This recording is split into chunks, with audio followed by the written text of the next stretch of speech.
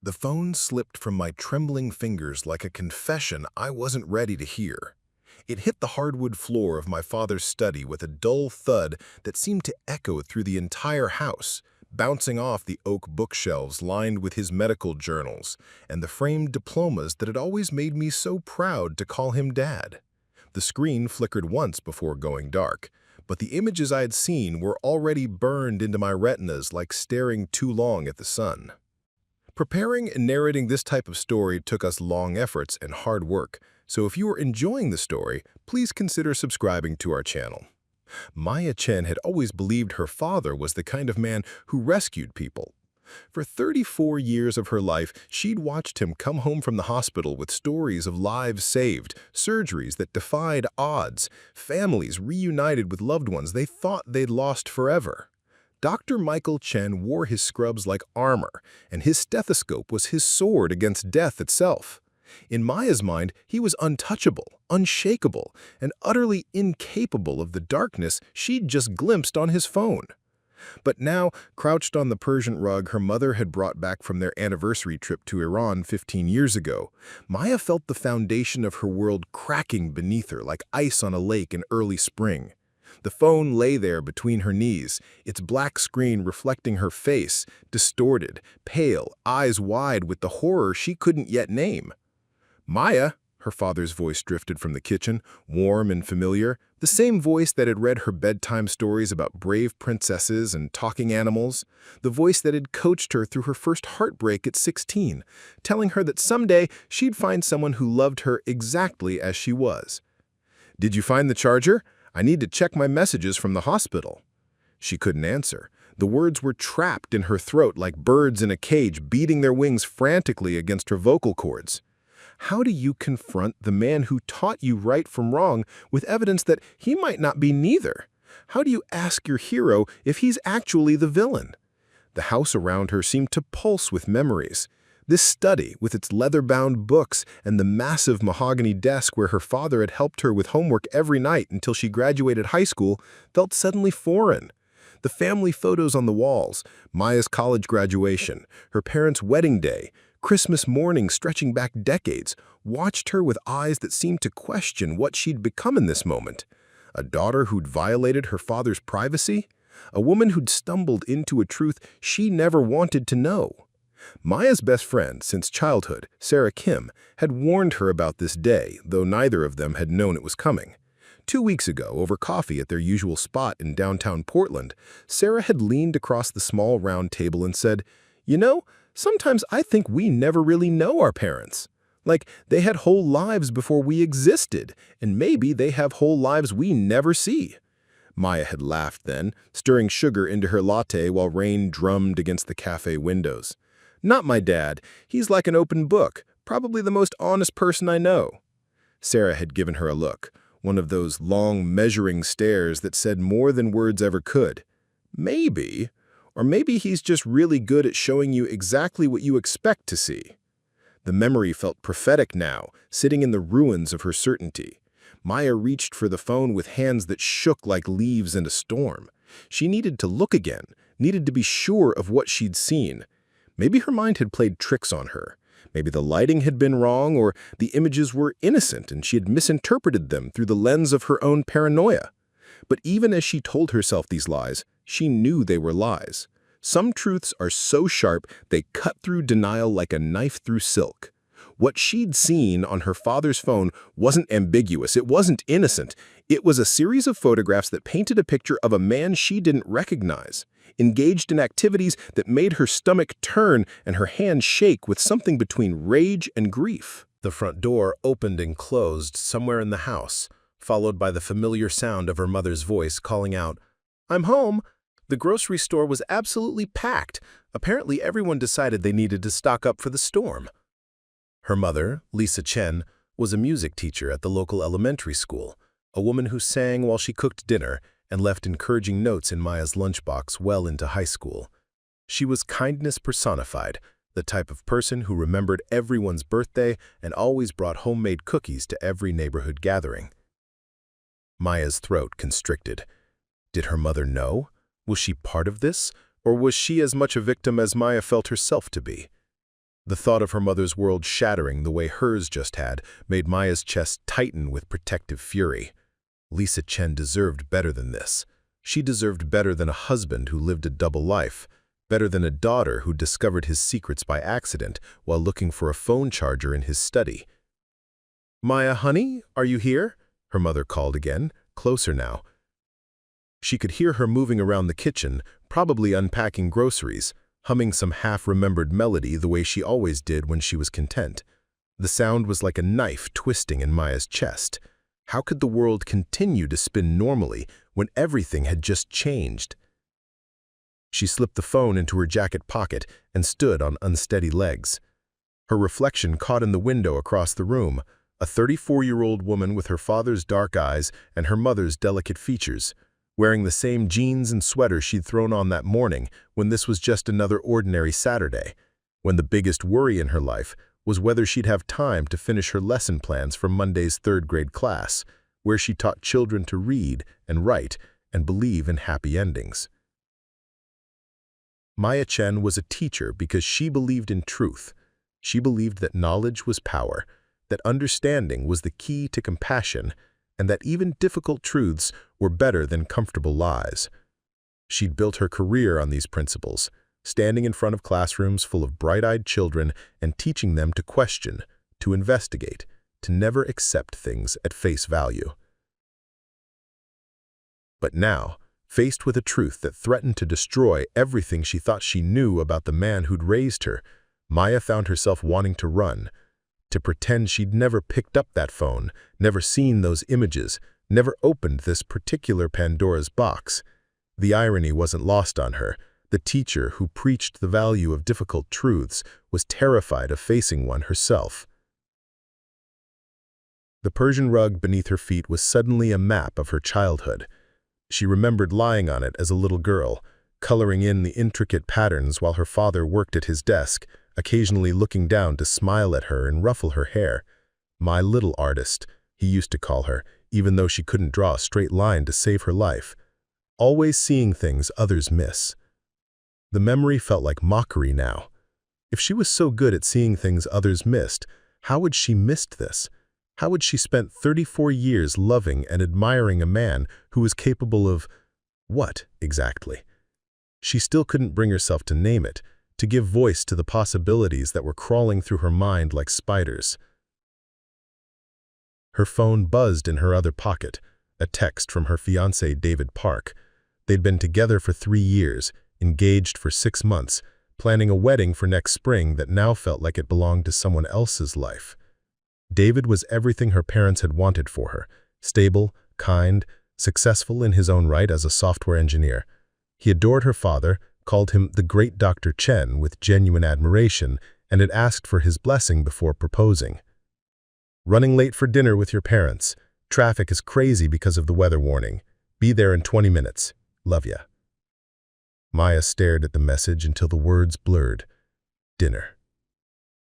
Right. They were supposed to have dinner together, the 4 of them, like they did most Saturday nights. They were going to sit around her parents' dining room table, the same table where they'd celebrated every birthday and holiday and milestone of Maya's life, and pretend everything was normal. David would ask her father about his latest cases at the hospital. Her mother would fuss over whether everyone was eating enough. Her father would tell stories that made them all laugh, his eyes twinkling with that warmth that had always made Maya feel safe and loved. How was she supposed to sit across from him and smile? How was she supposed to make small talk and laugh at his jokes and act like she'd just discovered that the man she'd worshipped her entire life might be a stranger wearing her father's face? "Maya?" Her mother appeared in the doorway of the study, her graying hair still damp from the rain, her arms full of reusable grocery bags. "What are you doing in here, sweetie? You look pale. Are you feeling all right?" Maya tried to smile, but her face felt like it was made of glass, fragile and artificial. "I'm fine, Mom. Just Dad asked me to find his phone charger." "Oh, it's probably in the kitchen. You know how he is about leaving things in random places." Lisa Chen's laugh was musical, the sound Maya had grown up hearing every day, a soundtrack to happiness and security. "I swear if his head wasn't attached." "Are you sure you're okay? You really don't look well. I think I might be coming down with something, Maya lied, the words tasting like ash in her mouth. Maybe I should head home. Rain check on dinner? Her mother's face immediately shifted into concerned parent mode, the expression Maya had seen countless times throughout her childhood, whenever she'd come home from school with a scraped knee or a hurt feeling. Nonsense! You'll stay right here where I can take care of you. I'll make you some tea and soup, and you can rest on the couch. David will understand. The kindness in her mother's voice almost broke Maya's fragile composure. This woman who'd devoted her life to nurturing others, who sang lullabies to comfort frightened children and made chicken soup for anyone who sneezed twice in her presence, deserved so much better than what Maya suspected was coming. If Maya's worst fears were true, her mother's world was about to implode just as catastrophically as her own had. "Maya!" Her father's voice boomed from the kitchen, cheerful and robust, the voice of a man without secrets or shame. "Did you find that charger? I really do need to check in with the hospital." Maya's hand moved instinctively to her pocket, where his phone lay like a bomb waiting to explode. The weight of it seemed enormous, as if she were carrying the collapsed remains of their entire family in her jacket. She had a choice to make, and she had to make it now, before David arrived, before they all sat down to dinner and pretended everything was perfect. She could say nothing. She could slip the phone back where she'd found it, claim she couldn't locate the charger, and spend the rest of her life wondering if she'd imagined what she'd seen. She could protect her mother from this knowledge, protect her own relationship with her father, protect the careful stability they'd all built over the years. Or she could find the courage to seek the truth, no matter how much it might cost all of them. "Coming, Dad," she called back, her voice surprisingly steady. She squeezed her mother's hand as she passed, drinking in the warmth of that simple contact, knowing it might be the last time she experienced this particular kind of innocence. In the kitchen, her father stood at the counter sorting through a bowl of keys and cables, his salt and pepper hair slightly mussed from his morning run. At 58, Michael Chen was still handsome in that distinguished way that made people trust him instantly. His patients adored him, his colleagues respected him, and his family had always been his proudest achievement. He looked up when Maya entered, his face lighting up with the smile that had been her anchor for 34 years. "There's my girl," he said, opening his arms for the hug that was their standard greeting. "How's my favorite teacher doing? Ready for another week of shaping young minds?" Maya stepped into his embrace, breathing in the familiar scent of his cologne, mixed with the lingering smell of hospital antiseptic that never quite left his clothes.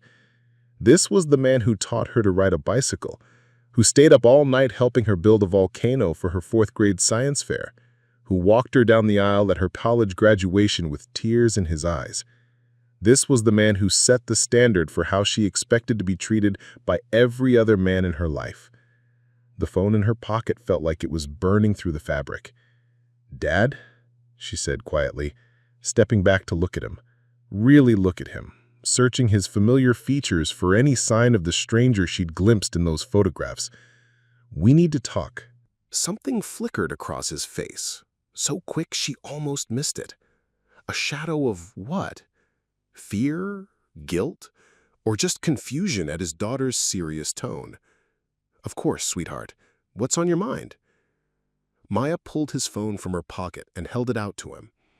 His eyes tracked the movement, and she watched his face change as he realized what she might have seen. The transformation was subtle but unmistakable.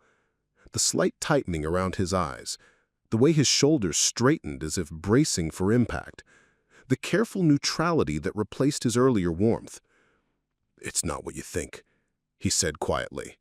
And those 6 words confirmed every fear that had been crawling through Maya's mind since the moment she'd first glimpsed those images. Maya's morning routine had always been her sanctuary. Every weekday at 6:15 a.m., her alarm would chime with the gentle piano melody she'd chosen specifically because it didn't jolt her awake like those harsh, buzzing sounds that made her feel like she was being attacked by angry bees.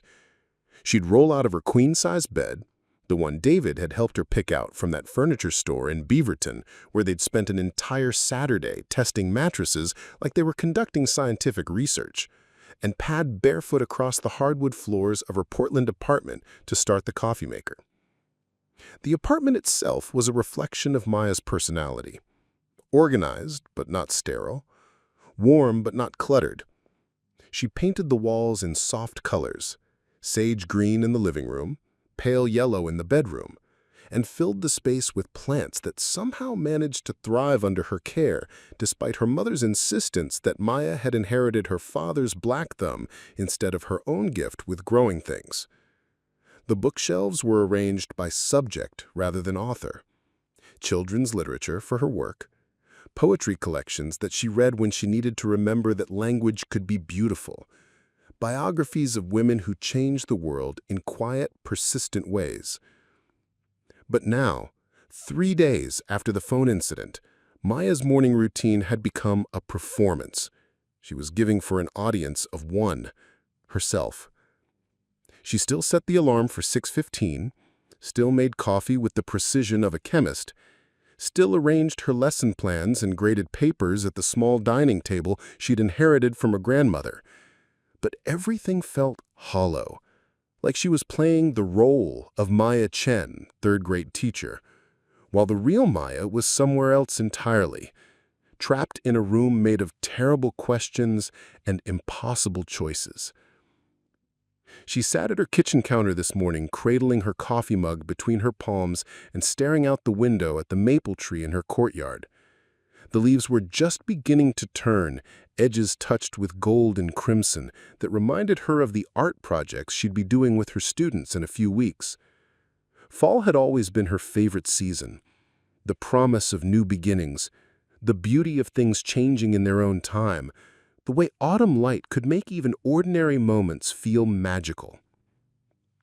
Today, the changing leaves just reminded her that nothing stayed the same forever, no matter how much you wanted it to. Her phone buzzed against the granite countertop, and Maya's stomach clenched the way it had every time her phone rang since Saturday night. It could be David, wondering why she'd been so quiet during their dinner on Monday night. It could be Sarah, who had an uncanny ability to sense when something was wrong even from 3 states away. It could be her mother, wanting to know if Maya was feeling better after the bug she'd claimed to be fighting. Or it could be her father. The caller ID showed Sarah's name, and Maya felt a mixture of relief and dread. Sarah Kim had been her best friend since they were 7 years old, assigned as reading partners in Mrs. Patterson's second-grade class. They'd bonded over a shared love of books about talking animals and a mutual hatred of the cafeteria's Mystery Meat Mondays. Sarah had been there through every major moment of Maya's life. First crushes, graduation anxiety, the terror and excitement of moving into her first apartment, the joy of finding her calling as a teacher. Sarah was also the most perceptive person Maya had ever known, with an almost supernatural ability to read people's emotions. If anyone could help Maya figure out what to do with the bomb that was currently exploding her life in slow motion, it would be Sarah. But that same perceptiveness meant Maya wouldn't be able to hide what was happening, wouldn't be able to pretend everything was fine until she'd figured out her next move. She answered on the 4th ring, just before it would have gone to voicemail. "Hey, stranger!" Sarah's voice was warm and familiar, carrying just a hint of the southern accent she'd picked up during her 4 years at Duke. "I was starting to think you'd been abducted by aliens or decided to join a convent or something. You've been weirdly radio silent this week." Maya attempted a laugh, but it came out sounding more like a cough. "Sorry, just busy with school stuff. You know how it is at the beginning of the year. Lesson planning, parent meetings, trying to remember which kid is allergic to what." "Uh-huh." Sarah's tone made it clear she wasn't buying it. "Maya Chen, I've known you since you had braces and thought unicorns were real. You're a terrible liar, and you always have been. What's going on?" Maya closed her eyes and leaned back against the counter. Through the thin walls of her apartment building, she could hear her neighbor, Mrs. Rodriguez, getting ready for work, the familiar sounds of her morning routine, shower running, hairdryer humming, and the Spanish radio station she always listened to while she got dressed. Normal sounds from a normal life. Maya envied her neighbor's problems, whatever they might be. Bills to pay, deadlines to meet, maybe relationship drama or work stress, all the regular difficulties that felt manageable compared to the crater that had opened up in Maya's world. If I tell you something that might change how you see people we both care about, can you promise me you won't try to fix it? Won't try to make it better or offer solutions or tell me what I should do? The silence on the other end of the line stretched long enough that Maya wondered if the call had dropped. Finally, Sarah spoke, her voice gentler than before. "Maya, you're scaring me a little. But yes, I promise. Just whatever it is, you don't have to carry it alone, okay?" Maya felt tears prick at her eyes, the first ones she'd allowed herself since Saturday night. She'd been holding everything so tightly inside, afraid that if she let even a little bit of it out, the whole dam would break and she'd drown in the flood. "I found something on my dad's phone. Something that... God, Sarah, I don't even know how to say this out loud. Take your time." Maya stood up and began pacing her small kitchen, her bare feet slapping against the tile floor. The words felt impossible, like trying to speak a language she'd never learned. How do you tell your best friend that the man she'd known and loved like a second father for 27 years might be someone completely different than either of them had ever imagined? "He said it wasn't what I thought, but he said it in this way that made it clear it was exactly what I thought. And now I don't know anything anymore. I don't know if I should tell my mom or confront him again or pretend I never saw anything or... I feel like I'm drowning, Sarah." "Okay," Sarah said calmly, and I could picture her sitting at her own kitchen table in Nashville, probably wearing one of her vintage band t-shirts and that serious expression she got when she was really listening.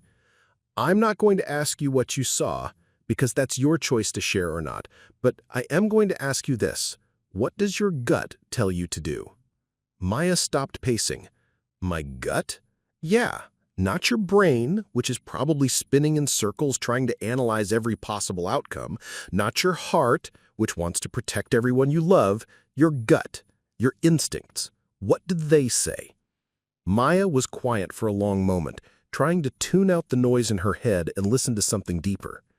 What did her instincts tell her?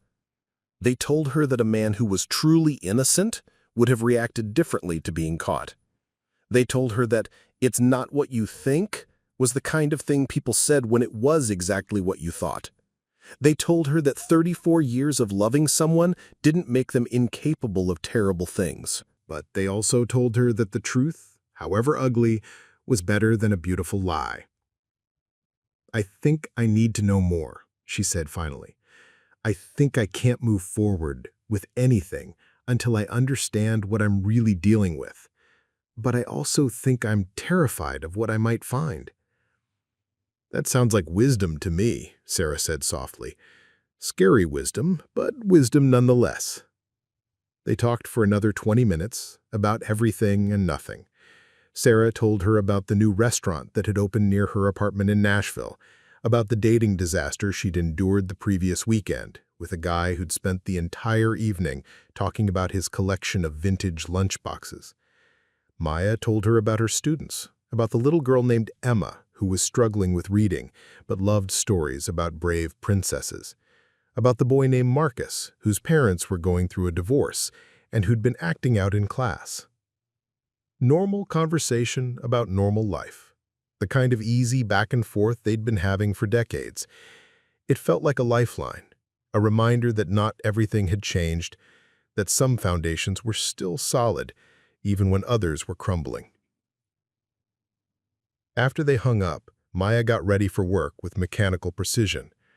She chose her clothes carefully, a navy blue dress that made her feel professional and confident, comfortable flats that would hold up during a day of chasing 8-year-olds around the classroom. She pulled her long black hair back into a neat ponytail and applied just enough makeup to look awake and put together. In the mirror, she looked exactly like the Maya she'd always been. But she felt like an imposter, wearing Maya's clothes, living in Maya's apartment, about to go teach Maya's students. The disconnect between her external appearance and her family dinner. The words tasted bitter. Saturday's dinner had been perhaps the most surreal experience of Maya's life. She'd sat at her parents' dining room table, surrounded by the familiar comfort of her mother's homemade lasagna and her father's terrible jokes, feeling like she was watching the scene through glass. David had been charming and attentive, asking her father about his latest surgery, complimenting her mother on the new curtain she'd hung in the living room. Her parents had been their usual warm, loving selves, her mother fussing over whether everyone had enough to eat, her father regaling them with amusing stories from the hospital. And Maya had smiled and laughed and participated in the conversation, while the phone in her pocket felt like it was burning a hole through her jeans. Every time her father looked at her, she'd searched his face for signs of guilt or fear or acknowledgement of what had passed between them. But he'd seemed perfectly normal, relaxed, happy, completely at ease with his daughter and future son-in-law. Either he was an incredible actor, or Maya had misunderstood something fundamental about what she'd seen. But she knew she hadn't misunderstood.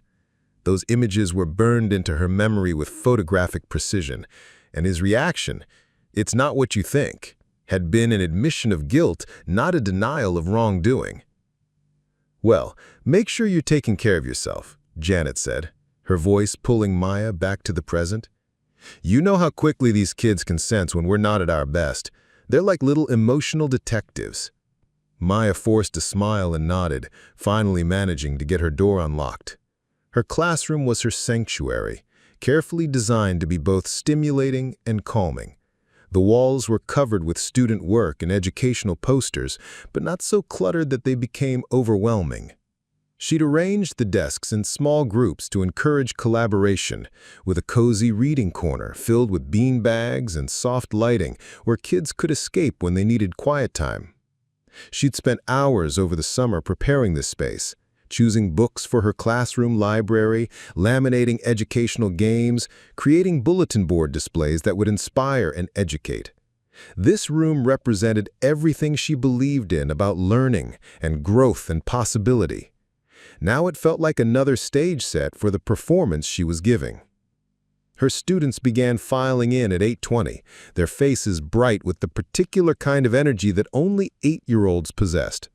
Emma Rodriguez came in clutching a new book her grandmother had bought her, a story about a girl who could talk to animals.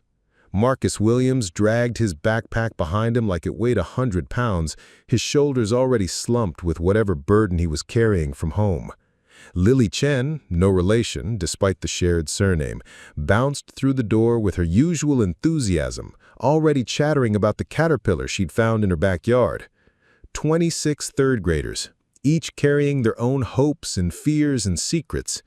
Maya's job was to create a safe space where they could learn and grow and become their best selves. She was supposed to be their guide, their advocate, their safe harbor in whatever storms they might be facing at home. How could she do that when she was drowning in her own storm? "Good morning, friends," Maya said, using the greeting that had become their classroom tradition. "Who's ready for another day of learning and growing together?" A chorus of "Good morning, Miss Chen," rang out, and despite everything, Maya felt her heart lift slightly. These children trusted her. They believed in her. They came to school every day expecting her to teach them not just about reading and math and science, but about how to be kind, how to be curious, how to be brave. Maybe she could learn from them.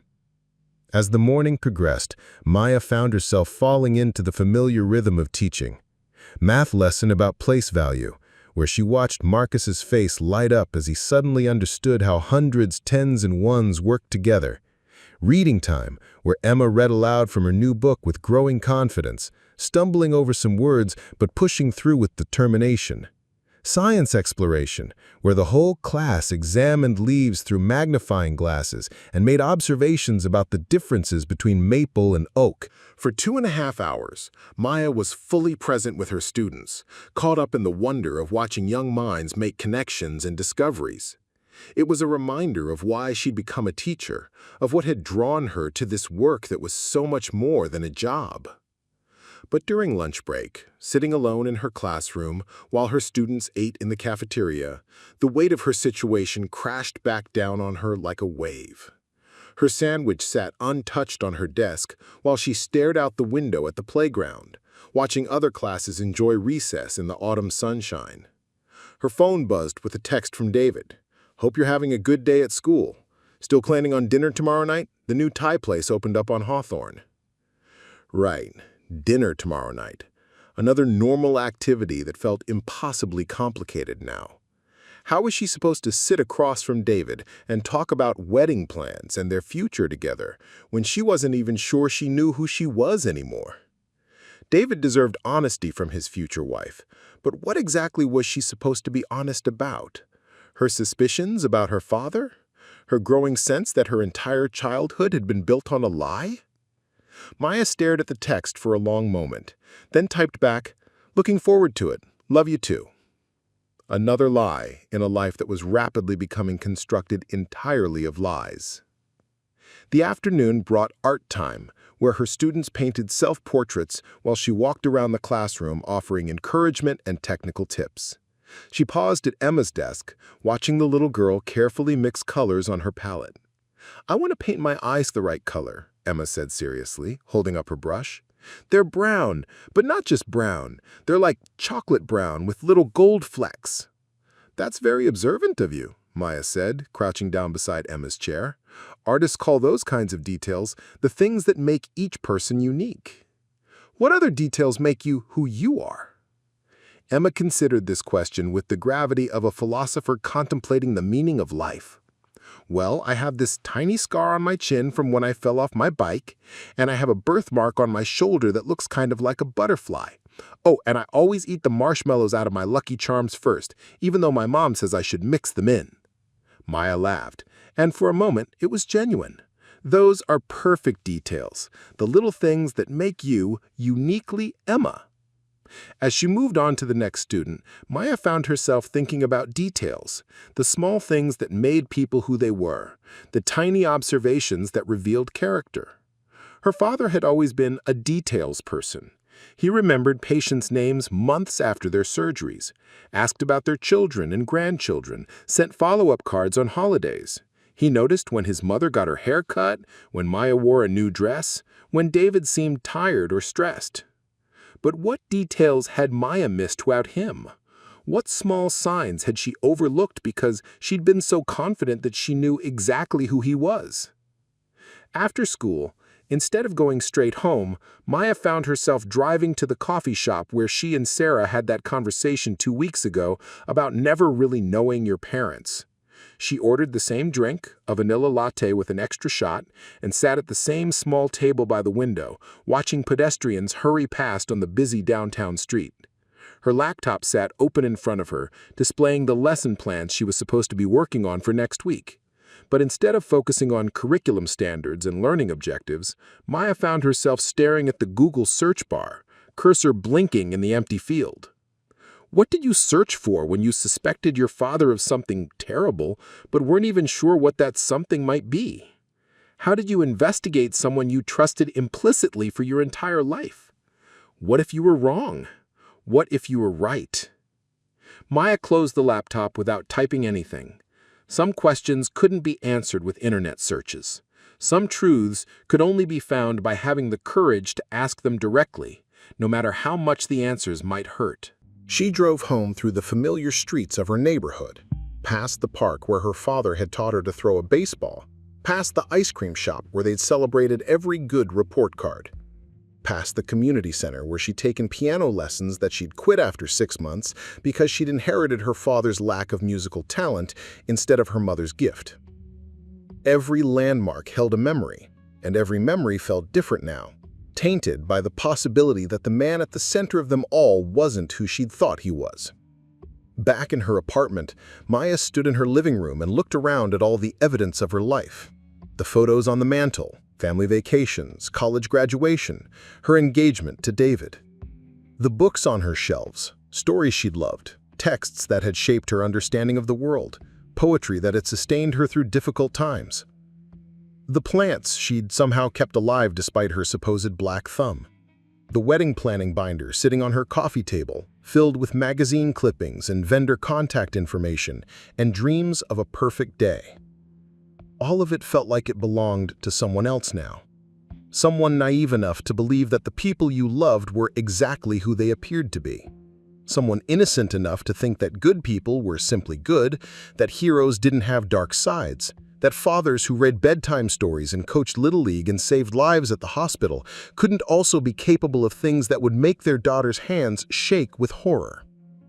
Maya picked up the framed photo from her college graduation, her parents flanking her in front of the university's iconic bell tower, all three of them beaming with pride and joy.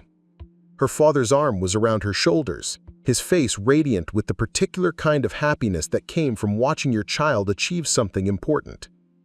She remembered that day vividly, the weight of her cap and gown in the spring heat, the nervousness before walking across the stage, the overwhelming sense of accomplishment when they handed her the diploma that represented 4 years of hard work and dedication. Her father had cried that day, actual tears streaming down his face as she walked across the stage, tears of pride and love and overwhelming emotion. He'd told her later that it was one of the happiest moments of his life, watching his daughter become the incredible woman he'd always known she could be. Had those tears been real? Had that pride been genuine? Or was she looking at the photo of a man who was already living a double life, already carrying secrets that would have destroyed her faith in him if she'd known them? Maya set the photo down and walked to her kitchen window, looking out at the maple tree that was now fully ablaze with autumn colors. The leaves were so beautiful they almost hurt to look at, fierce reds and burning golds that seemed to glow with their own internal light. In a few weeks they would fall, and the tree would stand bare against the winter sky, stripped of its beauty, but somehow more honest in its nakedness. Maybe that's what she needed, not the beautiful lie of who she thought her father was, but the honest truth of who he actually was, even if that truth was ugly. Her phone rang, jolting her out of her contemplation. Her mother's name appeared on the screen and Maya's heart began to race. Had her father told her mother about their confrontation? Had her mother discovered something herself? Or was this just a normal call from a mother checking in on her daughter? "Hi, Mom," I answered, trying to keep my voice level. "Hi, sweetheart. I hope I'm not interrupting your evening planning time. I know how busy you get with all those lesson plans." Her mother's voice was warm and familiar, carrying no hint of stress or concern. "I was just calling to see how you're feeling. I seemed a little under the weather on Saturday." Relief and guilt warred in Maya's chest. Relief that this seemed to be a normal mother-daughter check-in call. Guilt that she was lying to the woman who'd given her life and raised her with such love and care. "I'm feeling much better, thanks. Just a little bug, I think. How are you doing?" Oh, you know me, busy with school starting up again. I've got 3 new students in my choir this year, including the sweetest little boy who's never sung in public before, but has the most beautiful voice. He reminds me of you when you were that age. So shy, but so much talent hiding underneath. Maya smiled despite herself. Her mother had a gift for seeing potential in children that others might overlook, for coaxing out the best in kids who didn't even know they had something special to offer. It was one of the things Maya had inherited from her, that ability to see beyond a child's current struggles to their future possibilities. "That's wonderful, Mom. I'm sure you'll help him find his confidence." "I hope so. Oh, and your father wanted me to ask if you and David would like to come over for dinner this Sunday. He's planning to make his famous barbecue ribs on the grill, weather permitting. You know how he loves any excuse to play with that new smoker he bought." Maya's stomach clenched. Sunday dinner. Another family gathering where she'd have to sit across from her father and pretend everything was normal. Another few hours of lies and performance and the growing weight of secrets. "That sounds nice," I heard myself saying. "I'll check with David and let you know." Perfect. Oh, and Maya, your father seems a little worried about you. He said you seemed upset when you left on Saturday, and he's been wondering if he said something wrong. You know how he frets when he thinks one of us is unhappy. Maya closed her eyes. Her father was worried about her? He was fretting about whether he'd upset her? The man who just had his darkest secrets accidentally discovered by his daughter was concerned about her feelings? Either he was a master manipulator, or he genuinely didn't understand the magnitude of what she'd seen. Maybe both could be true. Maybe people were capable of compartmentalizing their lives so completely that they could be loving fathers and devoted husbands and skilled doctors, while also being something else entirely in the shadows. I'm fine, Mom. Really. Just work stress. You know how it is at the beginning of the school year. Of course, honey. But if you ever need to talk about anything at all, you know I'm here for you, right? Sometimes it helps to get things off your chest. The irony of her mother's words was almost too much to bear. Maya would have given anything to be able to talk to her mother about what she was going through, to seek comfort and guidance from the woman who'd always been her safe harbor. But how could she destroy her mother's world just to ease her own burden? How could she shatter her mother's faith in the man she'd loved for 36 years just because Maya needed someone to share her pain? I know, Mom. I love you. I love you too, sweetheart. Get some rest, and don't work too late on those lesson plans. After they hung up, Maya sat in her kitchen as darkness fell outside her window. The maple tree disappeared into the shadows, its brilliant colors invisible in the night. She thought about her mother's voice, so full of love and concern and complete trust in the life they'd built together. She thought about her father, supposedly fretting about whether he'd upset her daughter. She thought about David, planning their future together with such optimism and joy. She thought about her students, trusting her to guide them toward truth and knowledge and growth. Everyone in her life was counting on her to be who they thought she was supposed to be. But Maya was no longer sure who that person was supposed to be. It appeared to be. She could protect her mother from ever learning that the man she'd devoted her life to might not be who she thought he was. Or she could find the courage to seek the truth, whatever the cost might be. Maya finished her pasta and washed her bowl in the sink, going through the motions of her evening routine while her mind spun in circles. She graded a few math worksheets from her students, made notes for tomorrow's reading lesson, set out her clothes for the next day. Normal activities that felt surreal in the context of everything else. Before bed, she found herself looking at her phone, scrolling through old text messages from her father. Cheerful, good morning texts, photos of interesting cases from the hospital, appropriately anonymized, of course. Funny memes he'd found that he thought would make her laugh. Links to articles about education or teaching methods that he'd seen and thought she might find useful. The most recent message was from Sunday afternoon. Hope you're feeling better, sweetheart. Love you always, Dad. Love you always, Dad. 4 simple words that had once filled her with warmth and security now felt like questions marks. What kind of love could coexist with the kind of secrets she suspected he was keeping? What did always mean when it came from someone who might be living a lie? Maya turned off her phone and got ready for bed. Going through her nighttime routine of washing her face, brushing her teeth, changing into pajamas. In the bathroom mirror, she looked like the same person she'd always been. But behind her eyes, she could see the weight of knowledge she wished she didn't have, the burden of questions she wasn't sure she was brave enough to ask. She lay in bed, staring at the ceiling, listening to the familiar sounds of her neighborhood settling in for the night. Cars passing on the street below, her upstairs neighbor walking around his apartment, the distant hum of the city that never quite went to sleep.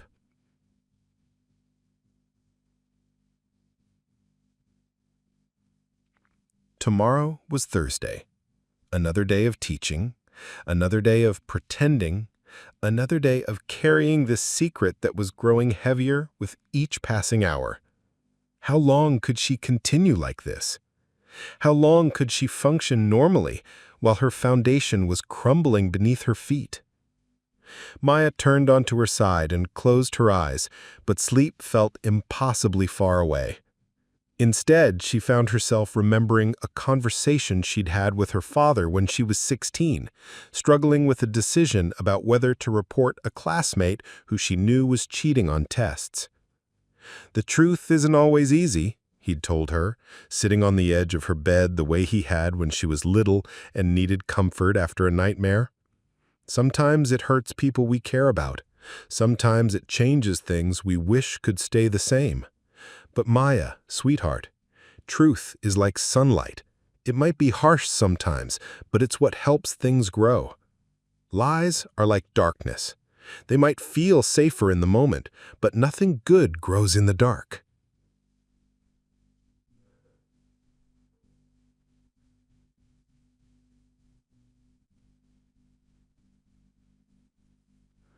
Truth is like sunlight.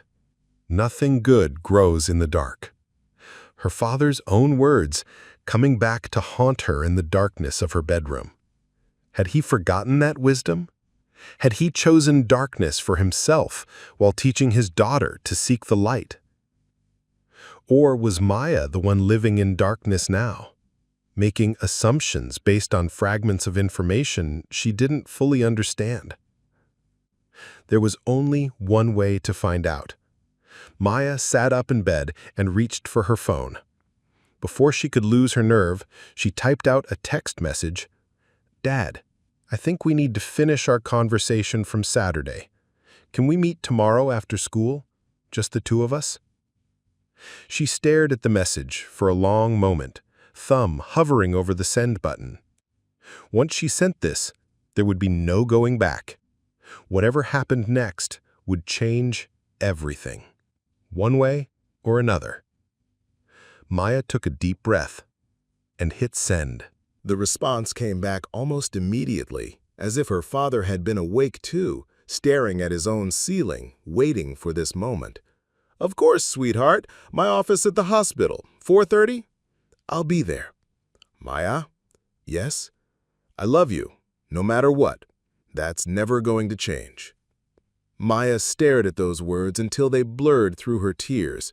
Then she turned off her phone and pulled her blankets up to her chin, trying to find some small pocket of peace in the storm that was about to break over all their lives. Tomorrow, she would learn the truth about her father. Tomorrow, the careful fiction of her family would either be restored or destroyed forever. Tonight, she would try to hold on to the last few hours of not knowing, the final moments of being the daughter who still believed her hero could never fall. The hospital corridors had always felt like sacred spaces to Maya. As a child, she'd walked these same hallways holding her father's hand, awed by the sense of purpose that seemed to emanate from every corner. Doctors and nurses moved with practiced efficiency, their footsteps echoing against polished floors that gleamed under fluorescent lights. The smell was distinctive, antiseptic and hope mingled together, the scent of a place where miracles happened daily and death was held at bay by skill and determination.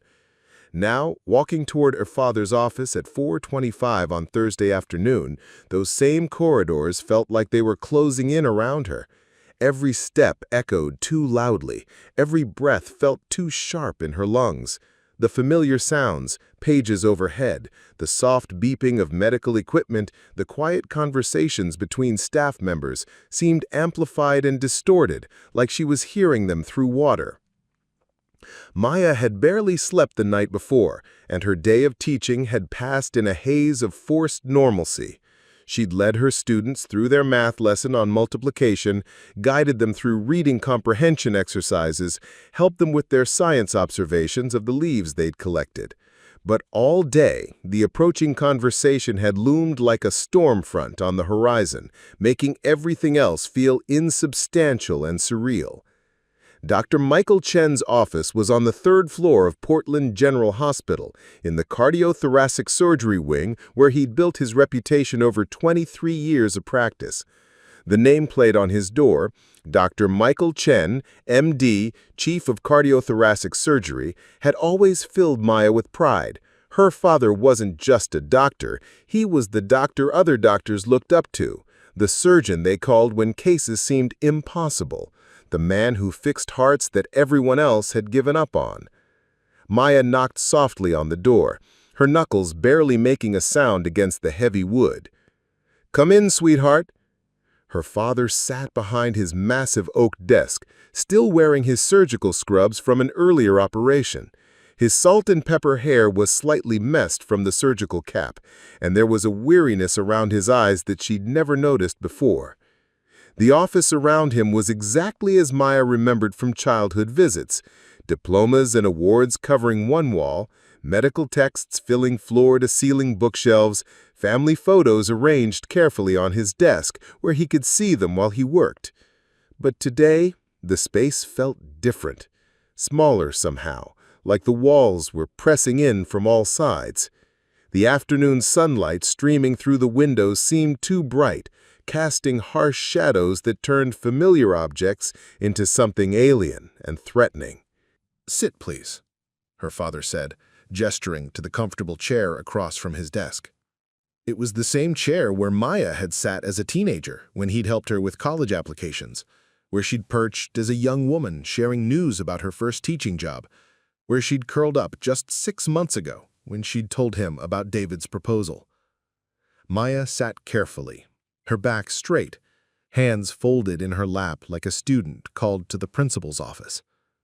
Her father watched her with those dark eyes that had always seen too much, that had guided his hands through countless surgeries, that had read bedtime stories and wiped away tears and looked at her with unconditional love for 34 years.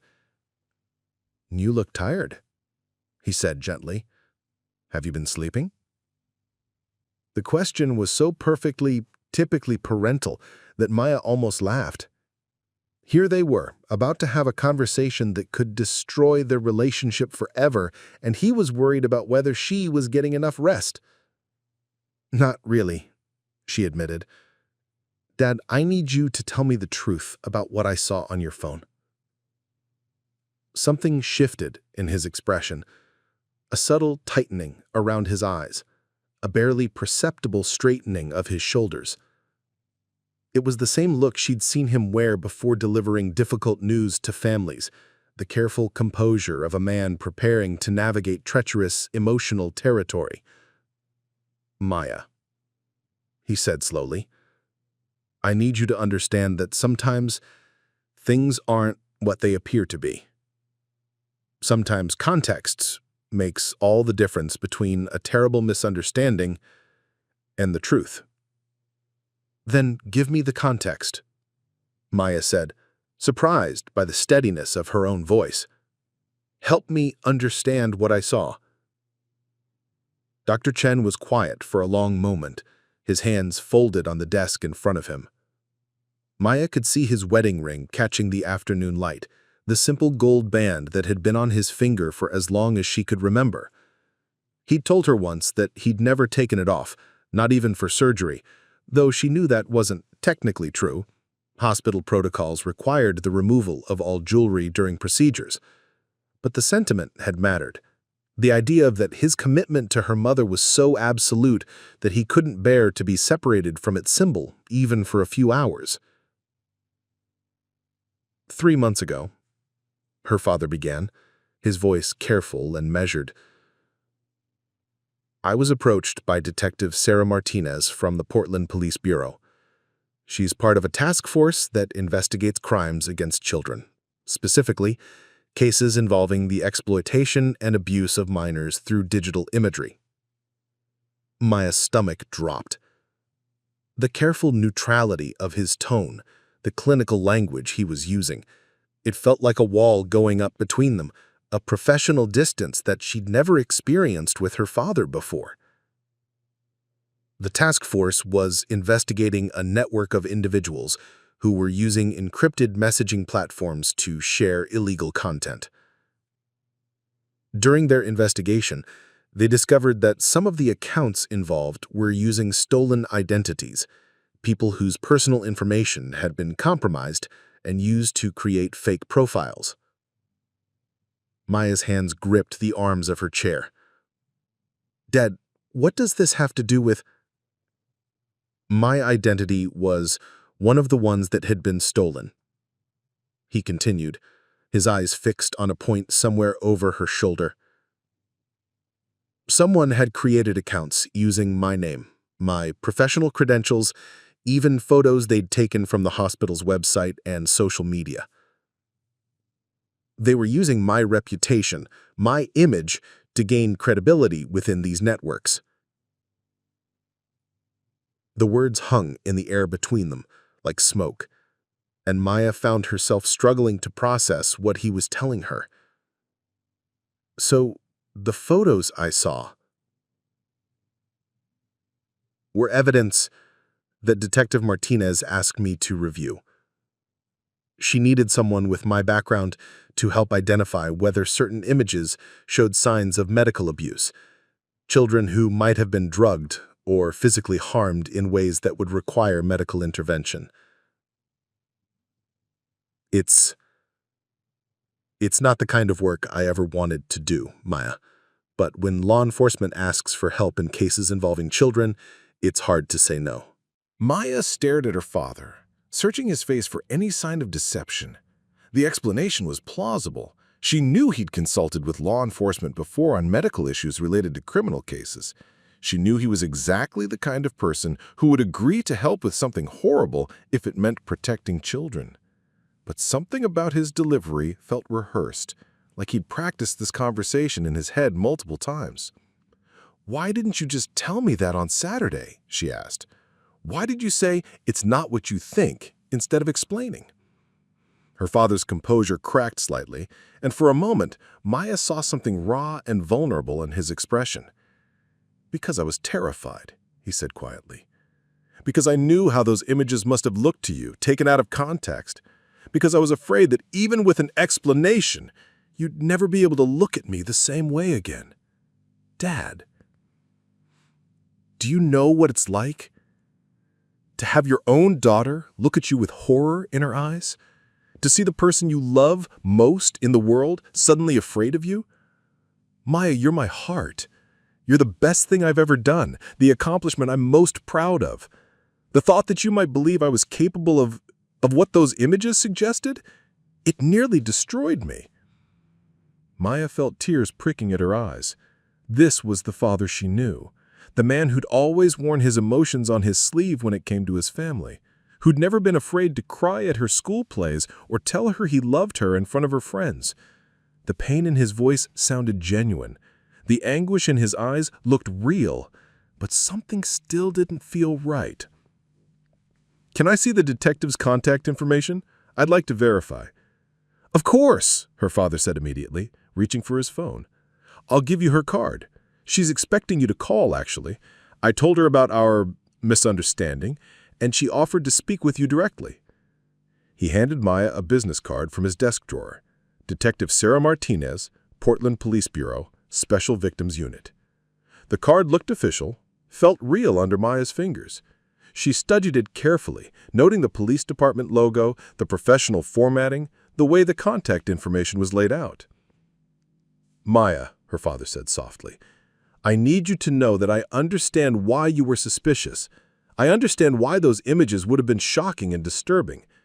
If I were in your position, I might have reached the same conclusions. But I also need you to understand that agreeing to help with this investigation has been one of the most difficult things I've ever done professionally. Looking at evidence of what some people do to children, it's haunting. It changes you." Maya looked up from the business card to find her father watching her with an expression she'd never seen before. Something haunted and weary that spoke of knowledge he wished he didn't have. "How long have you been working on this case?" 3 months, on and off. Detective Martinez sends me images when they need medical analysis, and I provide reports on what I observe. It's not a large time commitment, but it's He trailed off, running a hand through his hair. It's the kind of work that stays with you. Some nights I lie awake thinking about those children, wondering if my analysis helped law enforcement find them, helped get them to safety. Maya looked at her father's face, looking for any hint of deception. But all she saw was a man who looked older than his 58 years old, worn down by the weight of terrible knowledge. It was entirely possible that he was telling the truth. It was exactly the kind of consulting work he might agree to do, exactly the kind of burden he'd carry quietly rather than bringing that darkness home to his family. Why didn't you tell Mom? Why keep it secret from her? Because your mother has enough to worry about without knowing that I spend part of my time looking at evidence of child abuse, his father said simply. Because she trusts me to make good decisions about my professional commitments, and because some burdens Be shared. I've been protecting her from the darker aspects of my work for our entire marriage. She knows I see difficult cases, but she doesn't need to know the details. That rang true as well. Maya had always known that her father shielded her mother from the most traumatic aspects of his work as a surgeon. He'd come home with stories about successful operations and grateful families, but he'd never shared the cases where he'd lost patients, where families had been shattered by tragedy, where his best efforts hadn't been enough. It was one of the ways he protected the people he loved, by carrying the weight of difficult truths alone. Maya turned the business card over in her hands, studying. He nodded, though Maya thought she detected a hint of disappointment in his eyes. Of course. I understand. Do what you need to do. Maya left the hospital with Detective Martinez's business card burning a hole in her pocket and her father's explanation replaying in her mind. It was a good story, plausible, detailed, emotionally resonant. It explained everything she'd seen and heard in a way that preserved her father's integrity while acknowledging the shocking nature of what she'd discovered. But as she drove through the afternoon traffic toward her apartment, Maya found herself picking apart the explanation, like a detective examining evidence. The timing seemed convenient. 3 months ago, just long enough to establish a pattern, but recent enough that the investigation wouldn't be concluded yet. The nature of the consultation work was exactly the kind of thing that would be confidential and difficult to verify. The explanation for why he'd kept it secret from her mother was perfectly reasonable. Too reasonable, maybe. Too perfectly tailored to address every question she might have, while remaining just vague enough to be difficult to verify. Maya pulled into the parking lot of the grocery store she'd mentioned to her father, but instead of going inside, she sat in her car and stared at Detective Martinez's business card. The Portland Police Bureau's main number was printed at the bottom, and Maya found herself wondering if she should call the general line to ask about the detective rather than calling the direct number on the card. Her phone buzzed with a text from David. "Looking forward to dinner tonight. Should I bring wine?" Right. Dinner with David. Another normal activity that would require her to pretend everything was fine while her world continued to unravel in slow motion. She couldn't keep doing this. Couldn't keep lying to everyone in her life while she tried to figure out what was true and what wasn't. Maya typed back, "Actually, can we rain check? Something came up with my family." It wasn't entirely a lie. Something had definitely come up with her family, even if she wasn't ready to tell David what that something was. "Everything okay? Do you need me to come over?" Maya stared at the question, weighing her options. David deserved to know what was happening. He was going to be her husband in 6 months. He had a right to understand why his fiancée was suddenly acting strange and distant. But how could she explain that she suspected her father of something terrible based on photos she'd seen accidentally? How could she tell the man who admired her father and looked forward to calling him family that she was investigating him like a criminal? "Just family drama. I'll call you later." Maya put her phone away and looked at the detective's business card again.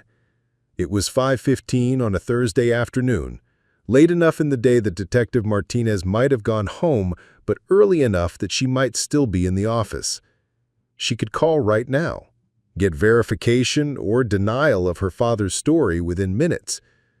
Instead, she found herself driving home without calling, without shopping, without doing any of the normal things she'd planned to do.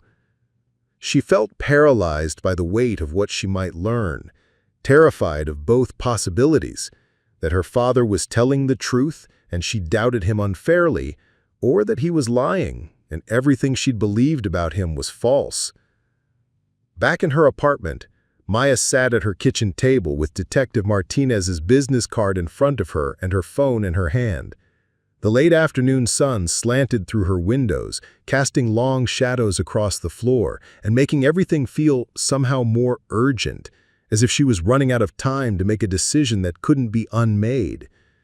She thought about her conversation with Sarah 2 days ago, about trusting her instincts and having the courage to seek the truth. She thought about her students who trusted her to guide them toward knowledge and understanding. She thought about her mother, humming in the kitchen while she cooked dinner, completely unaware that her world might be about to shatter. Maya dialed the number on the business card. It rang 3 times before a crisp, professional voice answered, "Detective Martinez, Special Victims Unit." "Detective Martinez, this is Maya Chen. I believe my father, Dr. Michael Chen, told you I might be calling?" There was a pause on the other end of the line, just long enough for Maya to wonder if she'd made a terrible mistake.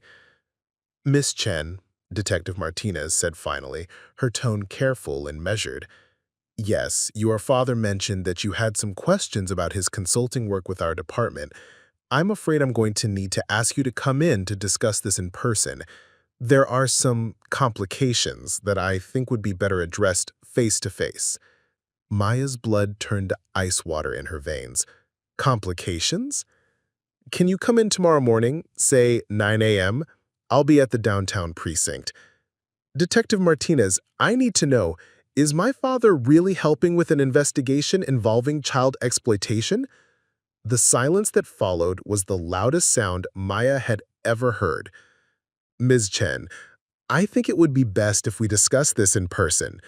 Tomorrow at 9 a.m. Ask for me at the front desk." The line went dead, leaving Maya staring at her phone in horror. Detective Martinez hadn't confirmed her father's story. She hadn't denied it either, but her tone, her insistence on an in-person meeting, the way she'd avoided giving a direct answer, none of it felt like the response Maya would have expected if her father was legitimately consulting on a case. Maya set her phone down with shaking hands and stared at the business card. Was it even real? Had her father created it somehow, knowing she'd want to verify his story? Or was Detective Martinez real, but involved in something entirely different than what her father had described? The apartment around her felt suddenly foreign, like she'd woken up in someone else's life. The familiar sounds of her neighborhood, cars passing, children playing in the courtyard, Mrs. Rodriguez's evening news program filtering through the thin walls, seemed to be coming from very far away. Maya's phone buzzed with a text from her mother. "Hope you're feeling better, sweetheart. Your father seems much more relaxed since you two talked this afternoon. Whatever was bothering him, I'm glad you worked it out." Maya stared at the message, her hands trembling. Her father was more relaxed? He'd told her mother that they'd worked things out? What else had he told her? What other lies was he telling to cover his tracks? Another text appeared. "Don't forget about Sunday dinner. Dad's already planning the menu for his famous ribs." Sunday dinner, 3 days away. Maya wondered if she'd still have a family by then, or if everything would have collapsed by the time the weekend arrived. She spent the evening in a state of suspended animation, unable to focus on anything meaningful, but too agitated to sit still. She tried to grade papers, but found herself reading the same math problem over and over without comprehending it. She tried to watch television, but couldn't follow the plot of even the simplest shows. She tried to read, but the words swam on the page like fish in a murky pond. At 10 p.m., her phone rang. Her father's name appeared on the screen, and Maya felt her stomach lurch. "Hi, Dad. I just wanted to check in, see how you're doing after our conversation today. I know it was a lot to process." His voice was warm and concerned, the same tone he'd used when calling to check on her during her first week of student teaching, when she'd been overwhelmed by the responsibility of managing a classroom full of children. It was the voice of a loving father worried about his daughter's well-being. It was also, Maya realized, the voice of a man trying to gauge whether his story had been believed. "I'm okay," Maya said carefully. "Still processing, like you said." "Did you call Detective Martinez? I know you wanted to verify the information I gave you." There it was, the real reason for his call. He wanted to know if she'd made contact with the detective, wanted to prepare for whatever might come next. "I did call her. We're meeting tomorrow morning." The silence that followed stretched just a beat too long. "Good," her father said finally. "I'm glad you're taking the steps you need to take to feel comfortable with this. That's exactly what I'd want you to do." But Maya looked up to see a woman in her 40s approaching, wearing a simple gray pantsuit and carrying a manila folder. She had the kind of face that had seen too much, lined around the eyes, mouth set in a permanent expression of professional skepticism, but with an underlying kindness that suggested she still cared about the people caught up in the cases she handled. "I'm Detective Martinez," the woman said, extending her hand. "Thank you for coming in." Maya stood and shook the detective's hand, immediately noticing the slight stiffness in the woman's movement, the careful way she held her left shoulder. The medical leave for a car accident was clearly real. Detective Martinez was still recovering from whatever injuries she'd sustained. "Is there somewhere we can talk privately?" Maya asked. "Of course. Let's go to my office." Detective Martinez led Maya through a maze of corridors and cubicles, past detectives hunched over computers and whiteboards covered with crime scene photos and timeline charts. The Special Victims Unit was tucked away in a corner of the building, as if the department wanted to isolate the people who dealt with crimes against children from the rest of the organization. Detective Martinez's office was small and cramped, with barely enough room for a desk, 2 chairs, and a filing cabinet. The walls were covered with commendations and training certificates, but Maya noticed there were no personal photos, no family pictures or vacation snapshots, just the sterile professional environment of someone who'd learned to compartmentalize the darkness of her work from the rest of her life. "Please, sit," Detective Martinez said, settling carefully into her desk chair. "I have to say, Miss Chen, I was surprised to hear from you yesterday. Your call raised some concerns that I think we need to address." Maya's stomach dropped. "Concerns?" "Your father told you that he's been consulting with my unit on a case involving child exploitation, correct?" "Yes. He said you'd been sending him evidence to review, asking for medical analysis of images that might show signs of abuse." Detective Martinez opened the manila folder on her desk and pulled out several sheets of paper. "Miss Chen, I need to be very clear about something. I have never worked with your father on any case. I have never requested his consultation on any matter involving child exploitation or any other crime.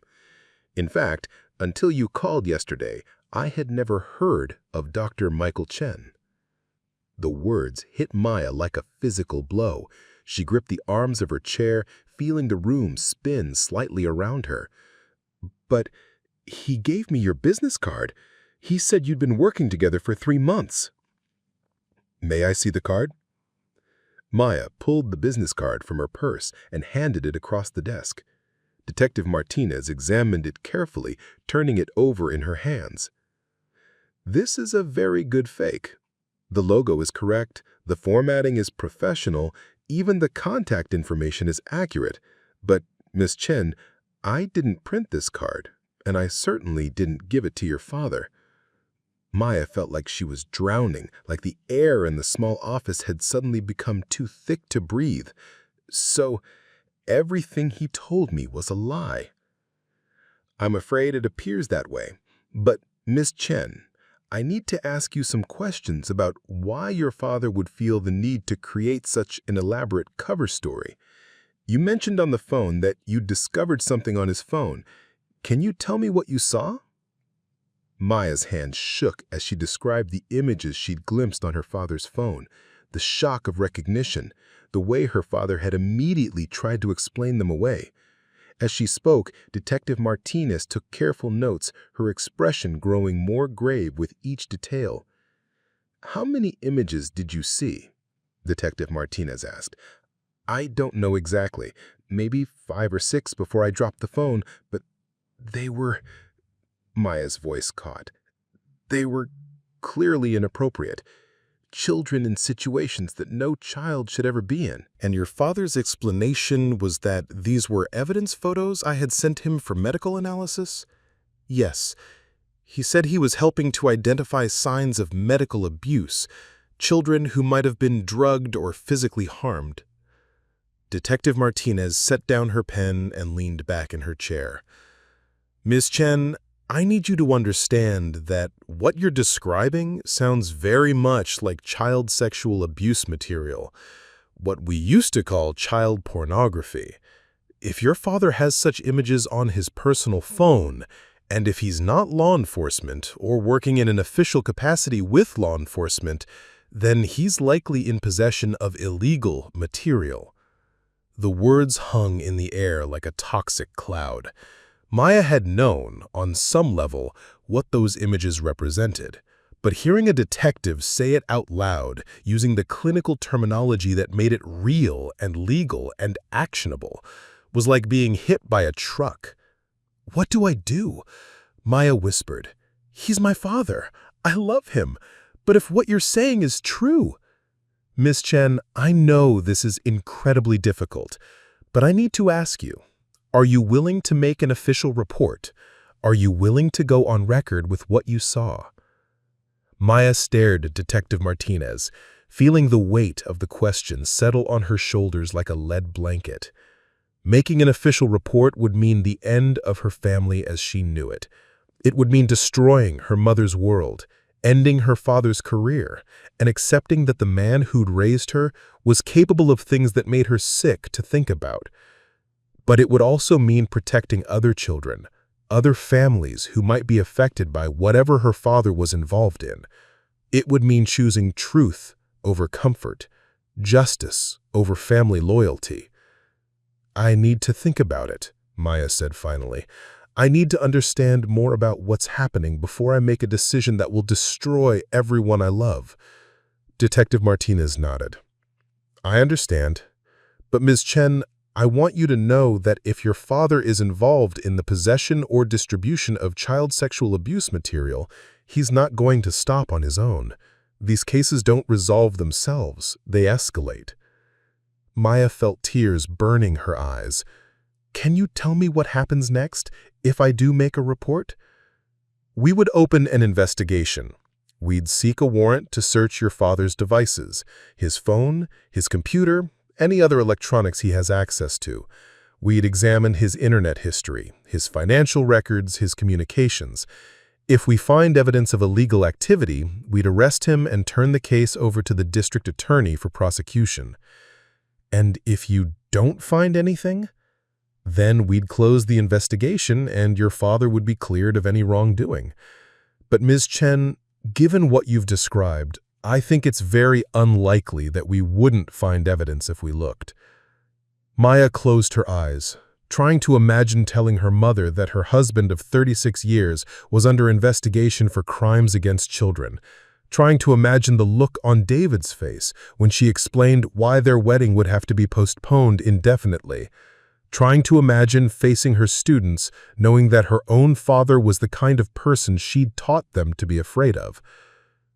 "There's something else," Detective Martinez said gently. "Something you should be aware of before you make your decision." Maya opened her eyes. What? Your father's name has come up in another investigation. Not one of mine. I've been on medical leave, as you probably discovered. But a colleague of mine in the Internet Crimes Against Children Task Force mentioned it when I called her about your situation this morning. Maya's blood turned to ice. What kind of investigation? I can't give you details about an ongoing case, but I can tell you that your father is a person of interest in a broader investigation into online networks that facilitate the sharing of illegal material. His name appeared in some communications that were recovered during a different arrest. The room seemed to tilt around Maya. Not only was her father in possession of illegal images, but he was apparently part of a network of people who shared such material. He wasn't just a consumer. He was a participant in a system that existed to exploit and abuse children. How long has this other investigation been going on? About 4 months, since late spring. Maya did the math quickly.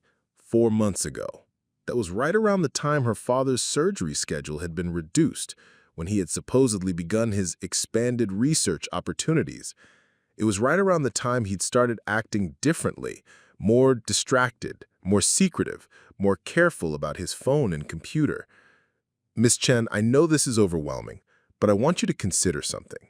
If your father is part of this network, then every day that goes by without intervention is another day that children are being exploited. I can't force you to make a report, but I can tell you that you may be the key to stopping something much larger than just your father's individual actions. Maya felt the weight of that responsibility settling on her chest like a stone. The children in those photos had faces, lives, families who loved them and worried about them. They deserve justice. They deserve protection. But so did her mother, who would be devastated by this revelation. So did her students, who needed a teacher who could focus on their education rather than her own family crisis.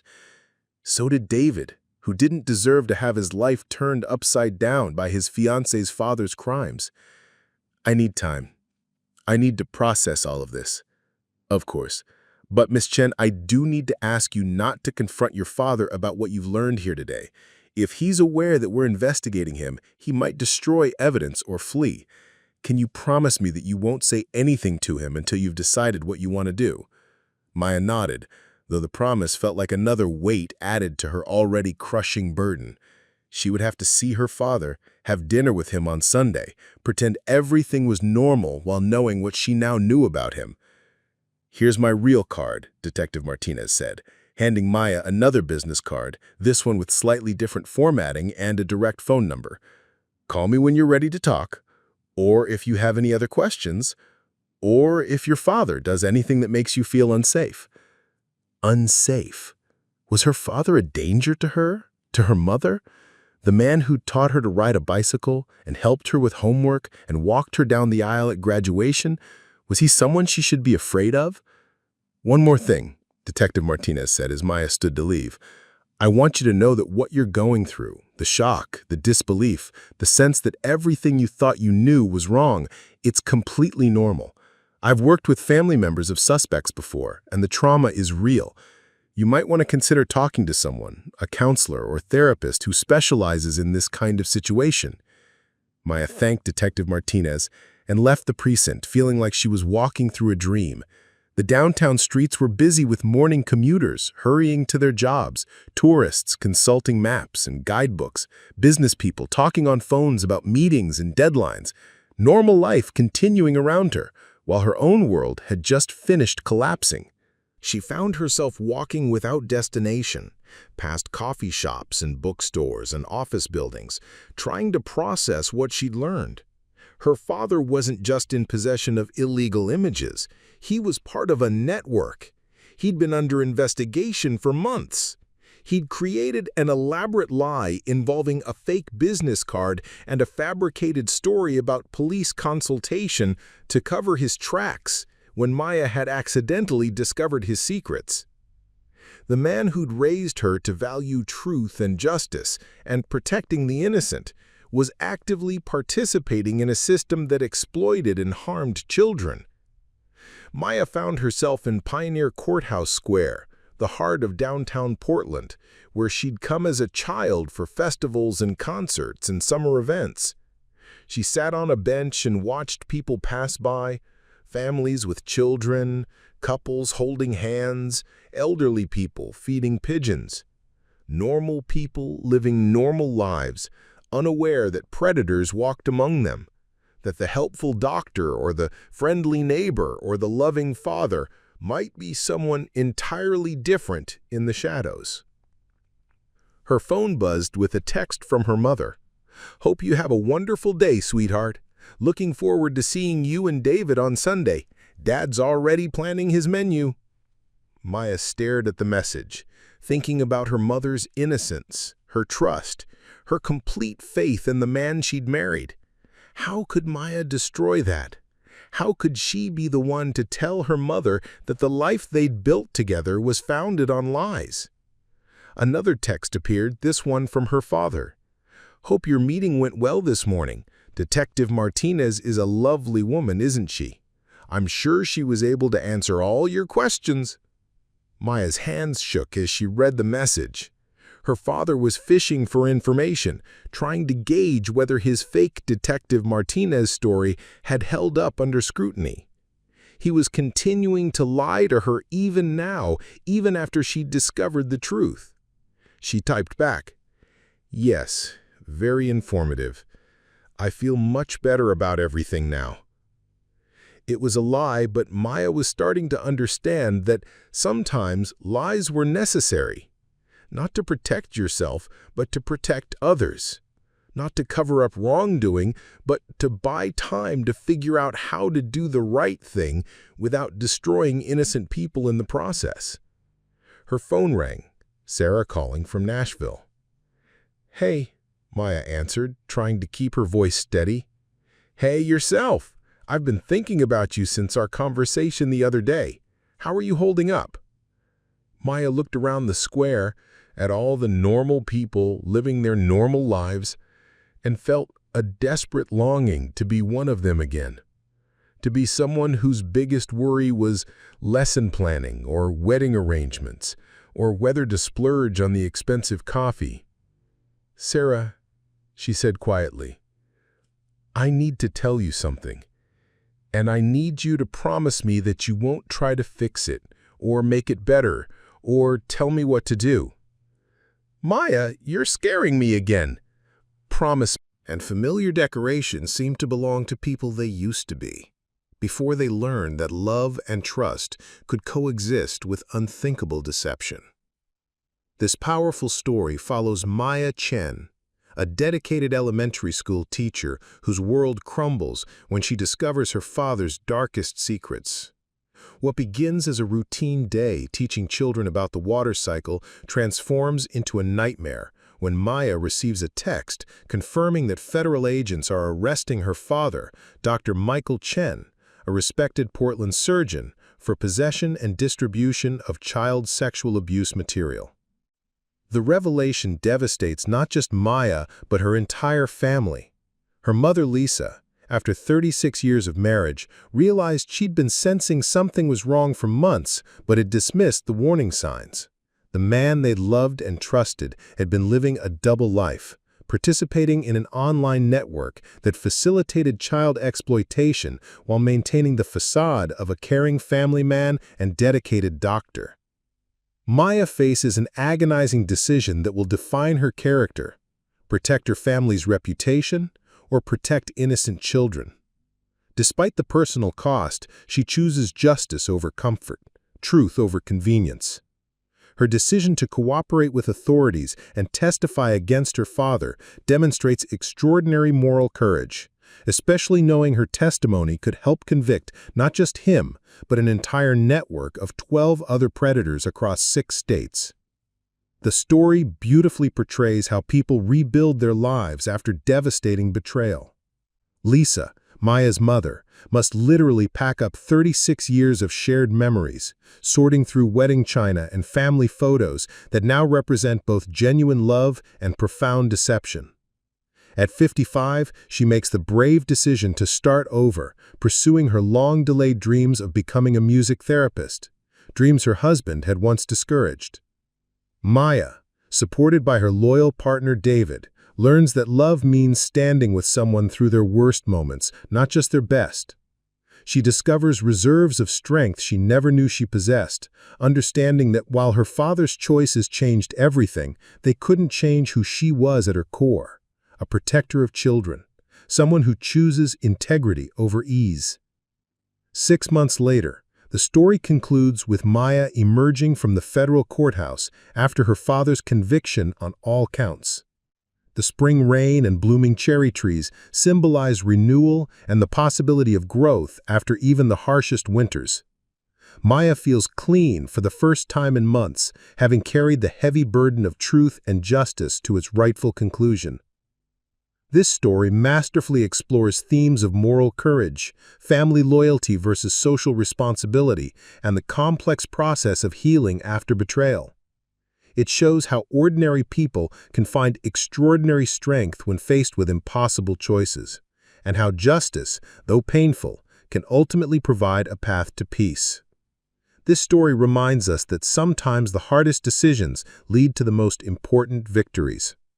If you enjoyed this powerful narrative about justice, family, and finding strength in the darkest moments, please subscribe for more thought-provoking stories that challenge, inspire, and move you. Your support helps us continue sharing tales that matter.